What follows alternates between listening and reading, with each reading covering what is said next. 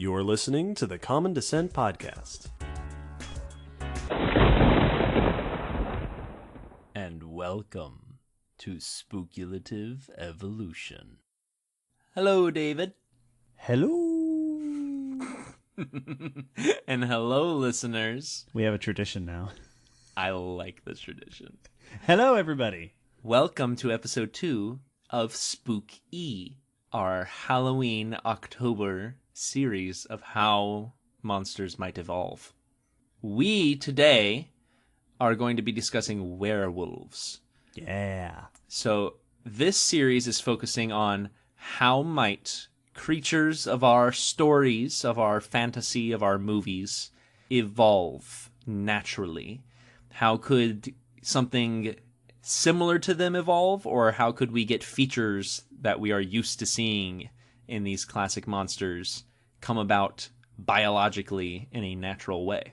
Yeah, speculative evolution, as we've discussed before, is this fun, critical thinking, using your imagination to fit fictional creatures into a biological reality. It's a brain exercise, which is what we'll be doing just for fun. None of this is absolute, but it is sure a lot of fun. We enjoy it a lot. Yes, it is. As per usual with these episodes, we're going to start with a bit of history about our monster, and then go into how something similar to or the features of a werewolf might be able to evolve. So jumping in, werewolves in history are actually all over the place. This is going to be a common trend in most of our monsters.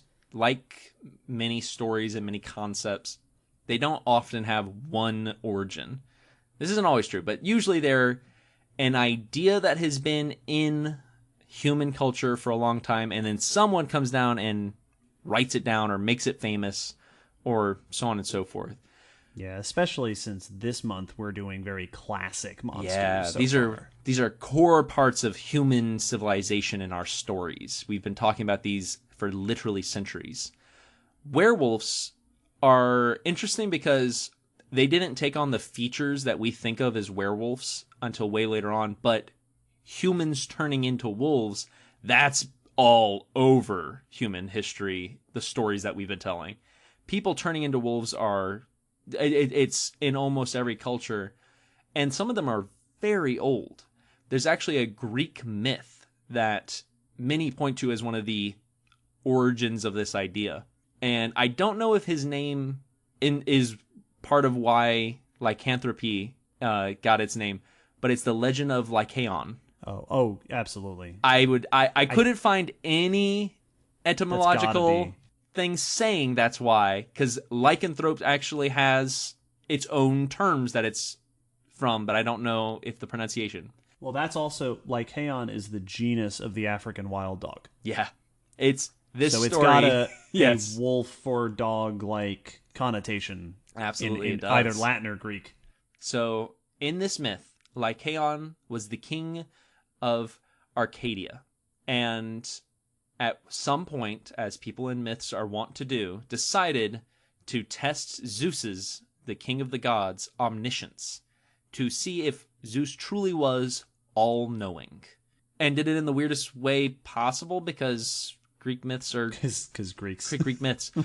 So he served Zeus a meal, and part of that meal was the roasted flesh of one of his own sons, Nyctimus. Zeus figured it out because he's Zeus, and resurrected Nyctimus, and cursed Lycaon and the rest of his sons by turning them into wolves. I guess people turning into animals is a pretty recurring theme. Absolutely. In a lot of myths. I mean, Zeus does it all the time. And sure does. People turning into animals, just like we were saying with the mermaids in that episode, human-animal hybrids is pretty normal. There's all sorts of kinds. People turning into animals is normal. People turning into wolves, though, shows up surprisingly regularly. And there's actually some through lines that are very similar in how they do this. One of the ones that I found was very interesting. In many of them, it's either a curse, where the person is cursed to be a wolf, usually temporarily, not always, but usually, or it is a person who willingly can do it. And in a lot of them, it's by putting on a wolf's pelt, or the belt made out of a wolf, or something like that. Either sometimes having to take off their normal clothes and replace them with the skin of the wolf, and then they can just turn into a wolf. And so there's a whole bunch of stories like that. It got to such a point in human history that in the 16th century, especially in France, that werewolves were something people were actively afraid of. Not just popular story creatures, but they were actually concerned, and many murders were blamed on werewolves. Wow. So they were like proper cryptids. They were true cryptids, to the point that they had werewolf hunts. Wow. Very much like the witch trials. They had werewolf trials where people would be accused of lycanthropy, of being a werewolf, and be put to trial, and many, quote-unquote, convicted werewolves were put to death. Wow. So, like, it reached a fever pitch during a time in our history where, much like witches during... it's actually a very similar time in history. Witch trials and werewolf trials kind of ran parallel to each other. There was times where people were not just talking about them, but saying, no, my neighbor absolutely turned into a wolf. Fred down the street? Yeah. He was with my dog. People saying, eyewitness statements of, no, we saw him turn into a wolf. Absolutely. Hand on the Bible. That's really crazy. So werewolves have a very visceral part of our history. And this one actually makes sense because there are clinical cases for why we would connect people with being wolves. There's two main ones. One is clinical lycanthropy. Clinical lycanthropy is a rare psychiatric condition where the victim, the patient, shows signs or beliefs of either being able to turn into, having turned into, or being a non-human animal. Huh. They may have memories. They may have descriptions of these transformations. They may show behaviors of these things. For whatever reason, a person has a psychological break of some sort that causes them to believe that they have been, are, or were, or can be an animal. Interesting. So this is a thing that absolutely can come up in psychiatric care. So there's a connection there. This is furthered by hypertrichonosis, which is the also aptly named werewolf syndrome. This is where hypertrichonosis is a state that can happen in people. It can be genetic and can also happen due to effects of the person in life, where they grow excess hair. Okay. It can be Yeah. mild amounts, but this is your famous... most people have seen a picture of someone, on the news. There are people today that still have this, where their face just covered in hair. Yeah. Basically, your body, which typically says you grow your hair on the top of the head and on your arms and on your armpits, and if you're a dude, usually on your face, that gets messed up to where your body is growing hair in excess, very much like on the top of your head or on your arms, but in different spots. Yeah. So every last inch of you is covered with hair. Yes, yes, absolutely. No one has hypertrichonosis like Gaston. But in some cases, it can be really thick. So there are people who are, if you've ever seen the classic movie The Wolfman, look literally like that, with a face just full of fur. So being hairy and having animal-like beliefs or tendencies are things that can happen, are actual conditions. Absolutely. So these are real-world things that can happen to people. So it's not too much of a stretch for people to demonize these things, turn them into monsters. Many people with hypertrichonosis in the past have been sideshow performers in circuses and in quote-unquote freak shows. So it has a historical precedent. Now, the other part of werewolves that is a little more recent is the idea that there's the curse transmitted by the wolf. Right. So that you get bit and now you are the werewolf as well. In some of them, it's a bite or a scratch. In other, it is, like I said, a curse or the belt.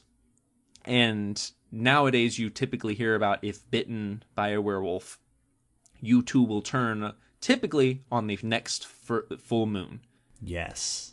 So that's kind of the format that we deal with today. There's still lots of different versions. There's lots of rules as to how to cure it. Some say you have to kill the werewolf that bit you. Some say that there's lots of them that were you had to be knocked out by the a silver club or by the edge of a silver knife.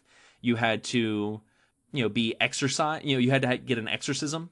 That's actually that was a very common quote unquote treatment for lycanthropy back in the day. So there's lots of ways to cure it, but that's the idea of the curse.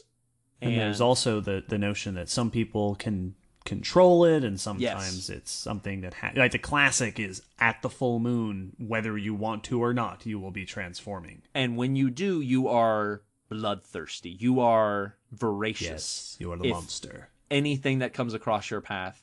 This also has had a connection to satanic and demon. Most monsters in the past have, because for many religious groups, the best way to make it scary is to connect it to those things. That is the scariest option. And if you believe it to be true, then the most logical explanation, if you are, for example, a God-fearing person, is that this is, devil work or something like that. Evil things happen because of the devil. So most monsters that today are just monsters had satanic connections. So there are lots of versions of werewolves where when you were bitten, you got this sign of the beast. A pentagram would form somewhere on your body. There's also versions where you can turn into a wolf or a human or that half wolf. Ah, exactly. The humanoid wolf shape. The humanoid wolf is a much more... the wolf man is a much more recent... that typically people who showed werewolf traits in stories in the past just turned into wolves. Often bigger wolves, but... yeah, scary wolves. Scary wolves, but wolves. There are some weird ones, and these are actually some of my favorites. And once again, not a great movie, but a cool movie. Van Helsing touched on this in the way they did their werewolves. There are versions of werewolves that actually would take off their human skin to reveal their wolf form underneath. Oh, yeah, they did do that in that movie. But in the old stories, it was even sillier because then they'd hang it up. And then like a suit. Yeah, they'd put their human suit, their Eckerd suit, on a tree branch, go werewolfing, and then come back and put it on and rejoin society. There's actually, for any of you who... reptilian people. Yes. For any of you who want a cool bit of that stuff, watch Trick or Treat. Oh, yeah. It has a good scene. I won't tell you which one, though.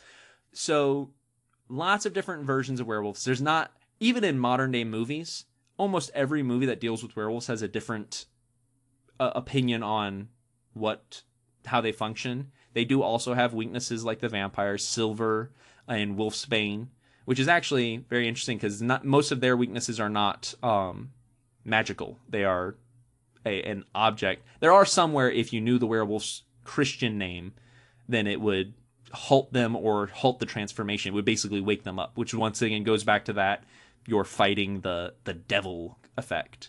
Mm-hmm. But lots of different versions of werewolves. We're going to stick to most of the classic ones. But before we get into discussing our speculative stuff, like last time, I'm putting in the magic disclaimer. Yes. A lot of things that werewolves do are not quite possible. You can't Hulk out into a wolf. That's not how mass displacement works. So, like, some of these things, we're not going to be able to figure out a way to make 100% sense. But we're going to talk about the things we can. Most monsters, to work fully the way they need to, have to be magical. And that's usually the best version of them, in my opinion. If you want to have a fully fun werewolf, they need to be magical. They need to be supernatural. But in our case, when we're doing speculative evolution, if we're trying to work these creatures into a natural biological system, we have to limit ourselves, at least for this discussion, away from the supernatural magical stuff. So how does one get something recognizable as a werewolf, but through evolution? Yes.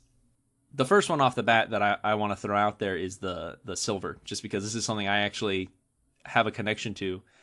Silver allergies are not really a thing but nickel allergies are. Nickel is a very common metallic allergy. I actually am allergic to nickel. Oh, If I wear, I did not know that. If I wear something that's silver coated or coated metal that's actually nickel underneath, once it wears through, it will give me a rash. Interesting. So this could be it's perfectly reasonable to imagine a species, an organism, being averse to a certain type of metal. Yes. So it'd be like chocolate for dogs. Yeah, exactly. Werewolves might be fatally affected by both chocolate and silver. Yes, exactly. So if you had silver wrapped chocolates, like tinfoil but made out of silver, insult to injury. You feed it to them and they die. So that's the first thing. Is some of these things, the biological stuff, wolfsbane, which is a plant.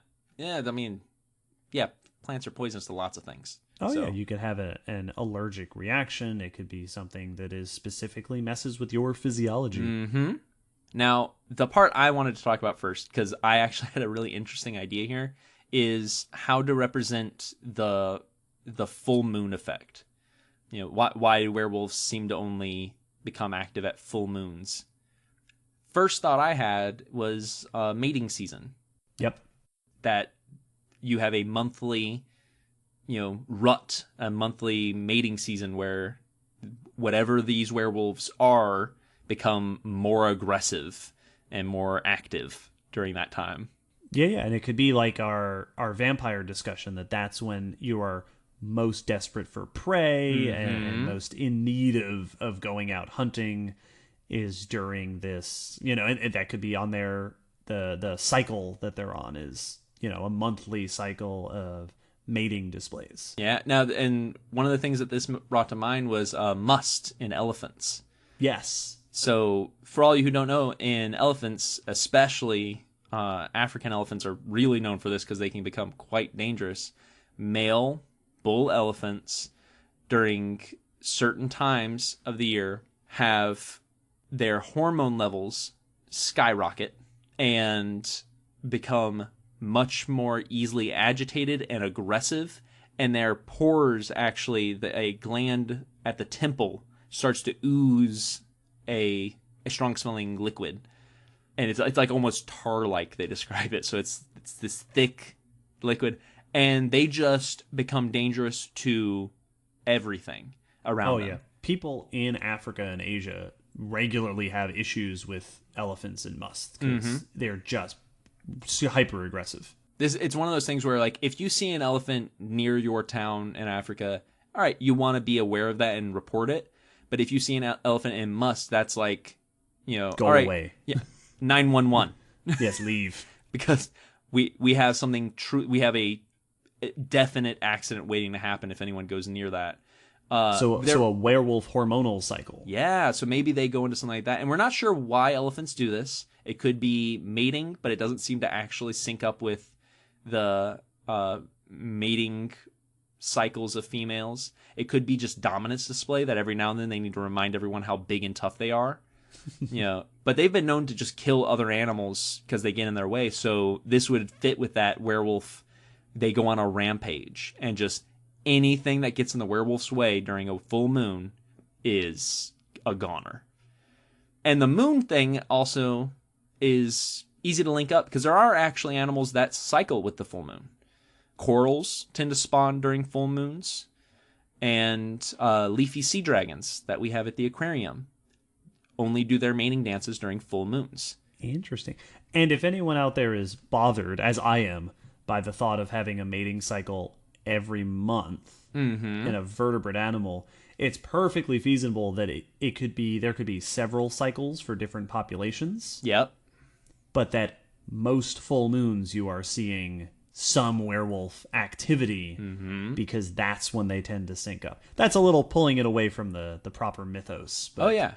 Well, and if it's like the must with elephants, which may not be connected to mating and maybe a dominance thing, maybe it's not all werewolves, but the pack leader or the the dominant werewolf. It's sort of like silverback gorillas. Every now and then silverback gorillas just go on, and bull hippos, a lot of social animals. If there's one in charge, every now and then just has to be a jerk to everyone else to remind them how big and tough it is. And you could even imagine that if these are nocturnal predators, that if you're going to go out on a rampage, the night where you can see the best is the best night to do it. It could be an establishment of territory. Maybe running around and killing everything at a certain distance reminds all the other rival packs that this is your area. If you come into this range, I'll kill you. And I'll show it to you by killing everything that's around me. My pack already is hiding somewhere. I'm pretty sure chimps do stuff like that. Yeah. So it's just a time of hyper-aggression. I like it's that. It's a monthly display where the biggest, strongest werewolf just terrorizes its local area. Yeah, and if your town is in its cycles. If your town is in its radius, you will lock your doors. You don't want to meet a werewolf during their time of the month. You don't want to come across them on a dark alley.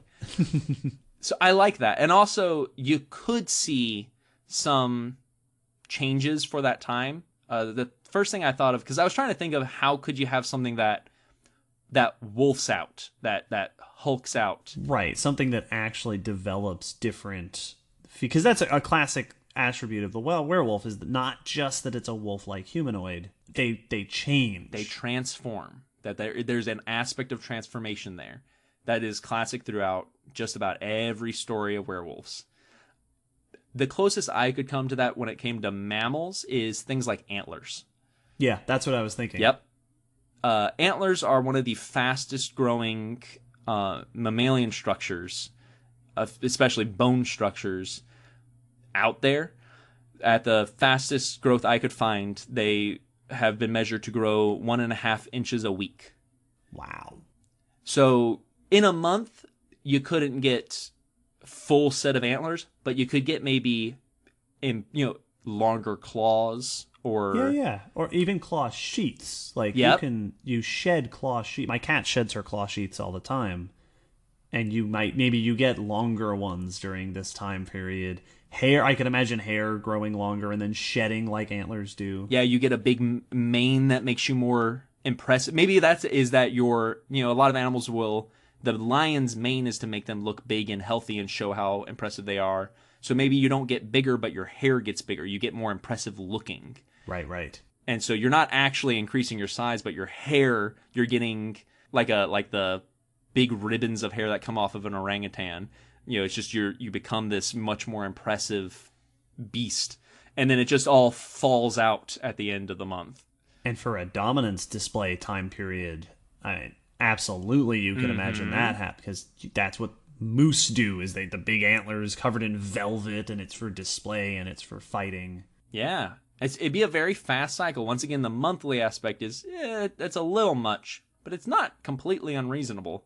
Oh yeah, and you could, it's if we're relating it to the must, then you're going on these hyper, and maybe that's part of their evolutionary history, is these rapid turnovers in pack structure or rapid turnovers in mating cycles, so that you are on this much more frequent cycle of aggression and dominance displays. Yeah. And it could be that's the sole purpose of the dominant male or female that's doing this, is that, because like silverback gorillas or male lions don't do many jobs around the pack the pride, except protect the pride and beat up other males. Yeah, so maybe the dominant werewolf, their job is to be big and scary. And so their whole biology switches over to that when they're dominant. They're like soldier ants. Yeah, exactly. We don't see that a lot in mammals, but there are mammals where they will fill specific roles depending on their placement. Oh, yeah. I'm thinking elephant seals. Yeah, exactly. Your werewolf population could be a bunch of normal-sized werewolves, whatever they look like. We'll get to that in a little bit, I guess. Yes, yeah, absolutely. And then, like, the big, scary, hairy one. And so I like that idea of these full moon rampages are not a transformation physically as much as they are behaviorally. Yeah, I like that. One of the issues that I found when thinking about werewolves is same thing we kind of had with vampires, where it's really hard to turn a human into a not human. Like, Yeah. that takes magic to do that. Just unless you're doing weird stuff like their features get changed, or weird stuff like the thing is in them, or that's tricky. You can't turn a person into a dog. But I did have some ideas on that. The first one that came forward pretty obviously is rabies. Rabies just for a behavioral change. So rabies, normal rabies, is a virus that causes inflammation of the brain in humans and other mammals. When it takes effect, the symptoms it causes can range from fever and tingling at the site of exposure, and later on, violent movements, uncontrolled excitement, fear of water, which is weird, inability to move parts of the body, confusion, loss of consciousness, and it is almost always fatal. Yeah, rabies is what always comes to my mind first when I think about werewolves, sort of the relationship between werewolves and the real world. That you were bitten and then your behavior changed. Yes. So if there was a strain of rabies that was sort of like how salmonella is common among reptiles but makes us sick, maybe there's a rabies virus that in werewolves is commonplace and normal to their anatomy, but when bitten, when they bite another mammal, especially humans, it causes us to become more aggressive, and it could be fatal, or it may have gotten rid of that feature. So maybe it permanently affects this person's behavior by damaging their brain in certain ways. Yeah, it's similar to the vampire discussion where you might not necessarily transform the victim into one of you, but you are making them behave in certain ways that are reminiscent of that. Now, my one loophole, and this is something that I found very interesting when I was reading about it. Hypertrichosis, as I said, is something you can be born with, but not always. There are things that can cause it. So you can develop hypertrichosis and start growing hair that you didn't used to grow. Oh, interesting. Yeah, so there could be kind of a way to become a werewolf. Typically, there's a whole bunch of things that can, but some of them are like side effects of drugs, certain cancers, and there's even been links to things like eating disorders.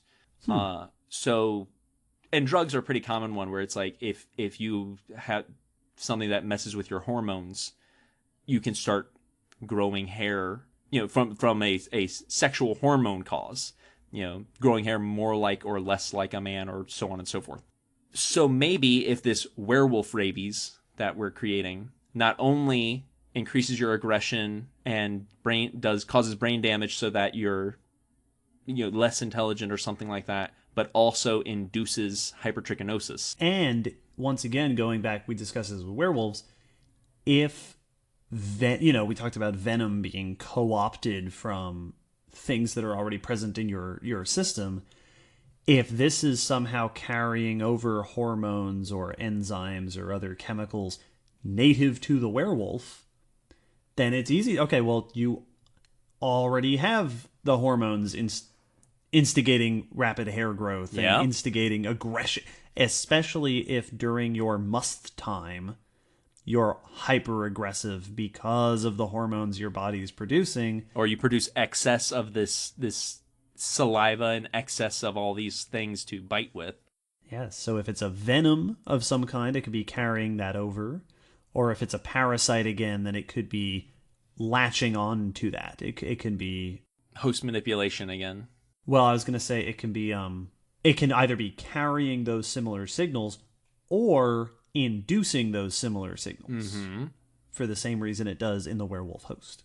And in this case, it could actually be human biting human, a human affected by these things, then perpetuating it. So you could actually have, an infected population of humans. Right, like a true disease. A true disease. Through. And so then you don't have to have a different species as the werewolf. It's just humans exhibiting traits associated with wolves and spreading them to other humans. The moon thing could, because a lot of times the reason things happen for full moons in aquatic animals is that's when tides are affected the heaviest. So tides are highest or lowest depending on where you are. So that is the best time for certain animals to mate. So there could be, an effect on that if there's an effect on your now altered brain during the full moon that.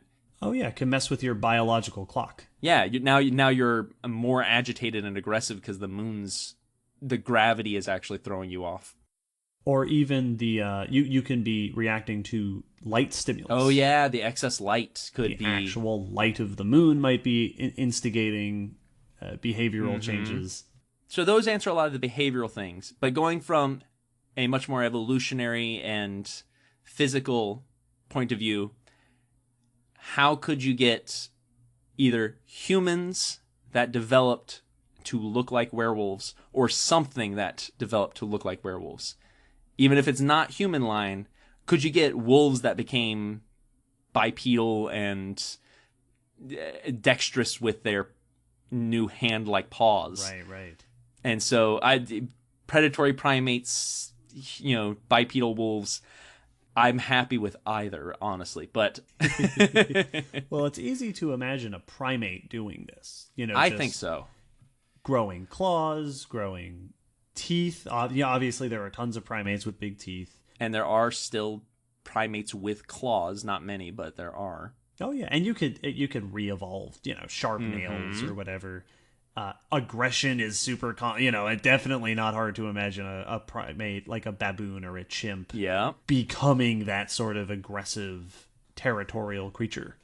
If it was evolved from humans, like if humans evolved into something more similar to werewolves, it would take more steps. But if it was evolved from something like a baboon, then it could actually really make sense that if they bit someone, that it was a primate transmitted disease like AIDS and things like that we're similar enough that it jumps species, but has all these negative side effects.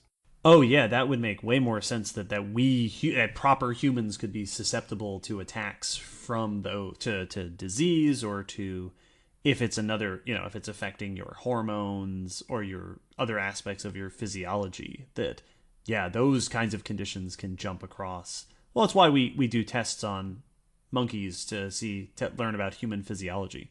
And so even if it didn't turn a human fully into a werewolf, it could have very negative effects that show symptoms like we were talking about. And then, stories, because that's also something I think of in a lot of these cases is what if what you're seeing is not, what the story that we think of is not actually what's happening, but just what people say is happening. Yeah. If you get bitten by one of those wolf monkeys, because that's what we do is we describe a thing based on the other thing we know. If you get bitten by one of those wolf monkeys, those werewolves, it'll turn you into one. It happened to my friend. He went crazy. He died before he fully turned, but yeah, he would have.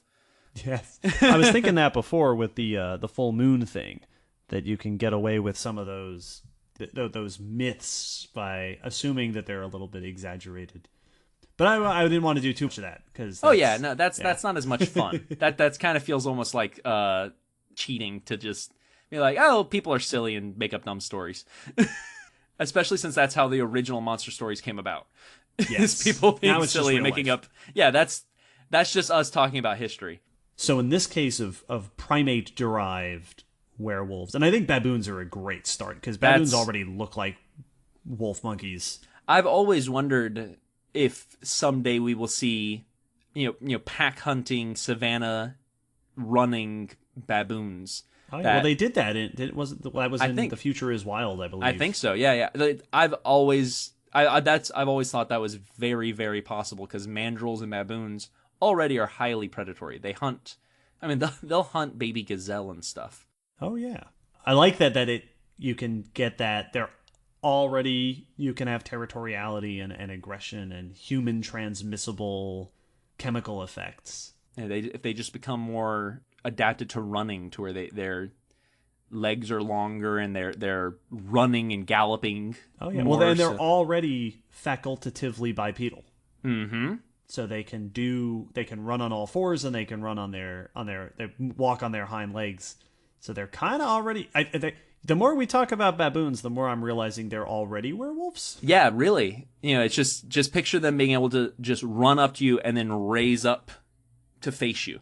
So if they just built up in size a little bit for taking down bigger game, and they're already social, so you can already have pack you stuff. can already have pack culture, which is not always a werewolf thing, but I think it is more fun when they are social. I find that more fun. Easily have them do, howling at the moon like wolves do, things like that. Howler monkey style, just communicating over distances.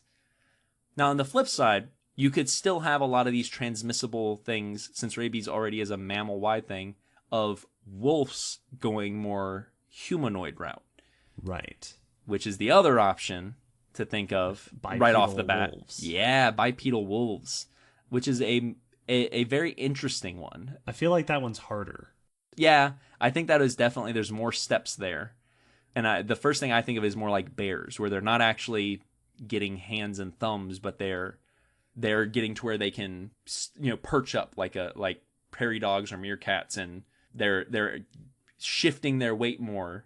Maybe they become more plantigrade so that they're sitting more on their heels, and they can do that, and they can use maybe their claws up front just become enough for them to use them more as weapons. So more like kangaroos boxing each other. Maybe it's a social thing that they start doing where they rear up and bat at each other, and they are bipedal, but they don't walk around. But it's enough for them to rear up and slash you. I imagine something like there were an extinct group of canines called the bear dogs. Yeah. Which are, just big, stocky dogs. And you could have, I definitely like the idea of having a group of canines that evolved to be very bear-like in that sense, of being a bit bigger, less focus on running with those long canine legs, and more ability to rear up, to stand, to walk. You could go the classic grassland idea of their popping up to look across wide-ranging landscapes or above grasslands and stuff. Yeah, it gets into the question of why bipedality evolves in the first place. Yeah, exactly, which is a tough one to answer. And I think freeing up your hands is a good, they could start out wrestling things to the ground like cats do, or swat, or catching fish. Yes. Like grizzly bears, trying to swat the fish out of anything that provides a selective pressure for you to use your front limbs as arms. It'd be fun if you went this is getting maybe away from canids, but a lot of animals that use their front limbs for stuff are often for grabbing at vegetation and pulling it to them. It'd be fun if it was a ancestrally herbivorous trait that then became predatory. Yeah, I was thinking that too, for bears, of reaching up for stuff. But I like the notion that, much like primates have done, you adapt your front limbs for dexterity, and now you have a whole new set of tools if you want to go down a predatory route again to use. And in this case, you wouldn't have to re-evolve claws or anything. Those would already be there. Yep. You'd have the claws, you'd have the, maybe not the same dexterity, but I also don't think that grabbing and holding things is a necessary trait for a werewolf. No, I don't think these so. Big bear paws. I think that's... And there's some werewolves that are not bipedal at all. They're big wolves that are just powerful and scary. But it's more interesting if we have to figure out how they get bipedal. I definitely think you'd have a hard time being bipedal with the classic wolf leg. Yeah, and that's always, absolutely. I think, one of the interesting features of the werewolf humanoid is that they have that very wolf-like back leg structure. And that, I feel like that, if you're standing straight up, what we've done is we've made our legs into these columns. Yeah. And bears have these big, broad back legs with these flat feet. I think it's the only animals that I can think of, because even kangaroos lay their feet down flatter. When they're standing up, the bend of their leg is actually down on the ground, so they're not standing on an angle. Birds are the exception. Birds and other theropod dinosaurs, but they're a completely different. They're a seesaw. Yeah, they're a body plan that's very different. Yeah, that's I think that's why so often when we show in movies something that has back legs like a wolf or other four-legged mammal. They often seem to walk weird. Like they usually seem like they're overstepping and like... Yeah, like they're walking on stilts. Exactly, and it's also because why would you need that much leg when you're like... It's better just to have all your leg under you instead of your knees and your ankles sticking out front, forward, and behind. I think my favorite take on our run here is the baboon wolf. Yeah, I think that is by far the best baboon wolf with larger size, more hair, big claws, a bite that transmits a disease, causing aggressive behavior in the person bitten and potentially hair growth. Co-opted from the raging hormones that come out on a monthly basis that cause them to go through must and aggression and territoriality. Yep, I think that's my favorite. And they're allergic to silver. Yeah, silver and wolfbane. Yeah. I like it. There you guys go. Wolf monkeys. We did it. We made wolf monkeys. Shrew vampires, wolf monkeys. We'll see what comes up next time. We will next time on Spookulative Evolution. So these will be coming out each Saturday. We have 2 more after this one for this month. As usual, if you have views on how our wolf monkeys might function or other things that could become werewolves, shout it out. We'd love to hear other people's speculative evolution ideas. Yeah, discussion like this is a lot of fun. It's so much fun, and I love hearing different people's takes because some people come from it at an angle from a completely different direction than I ever would have thought of. As usual, thanks for listening, and we're going to wrap it up here. Bye, everyone. Bye.